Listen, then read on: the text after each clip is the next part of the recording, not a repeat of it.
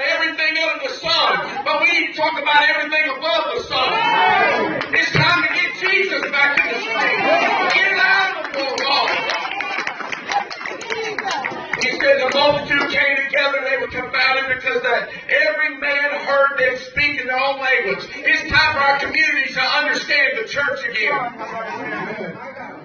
In verse 11 it says, and they said, we do hear them speak in our tongues the wonderful works of God. I want you to know the Holy Ghost wants to tell something good again.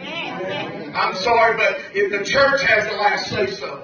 The world shouldn't have the last say-so. And if we intend to change our cities and our counties and our country, we've got to get back to the blueprint. Hello. When we get to kneeling, we'll start seeing the healing. But here's the problem. This is where it's our responsibility. Yeah. We got to get together. I told our church, I'm just going to keep it real.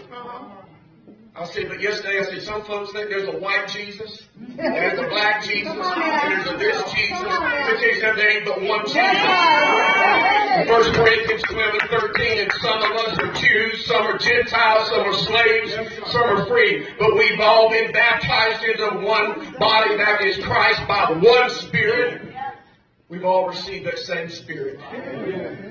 But then he goes on. And this is going to confirm every prayer that these pastors have spoken tonight. But in 2 Chronicles 7 and 15, we don't read this one now. He said, I will listen to every prayer made in this place. If that ain't a regular word, you better get ready. He said, for I have chosen this temple. I'm just building you. And are set apart to be my home forever. My eyes and my heart will always be here. This is what God's looking for. This may be the first one, but it won't be the last one. I gotta wrap this up.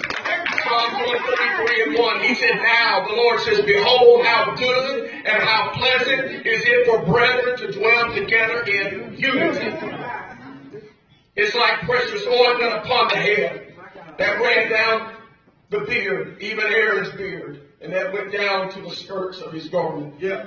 When the head and the body dwells together, it causes an alignment in the Holy Ghost. An anointing of the Spirit to flow, destroying every wall of separation, turning our segregation into congregation. Amen. I'm going to ask you to stand with me. I'm going to do it like we do it at home. But if we're going to pray, we need to pray together. So everybody, if we'll just lift your hands to the Lord right now.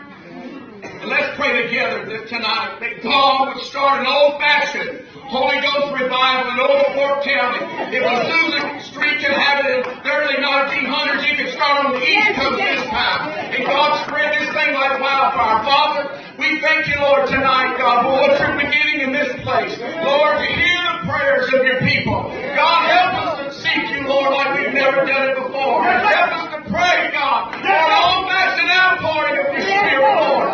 God, let us desire not our way to go away, not our will, Lord, to go through.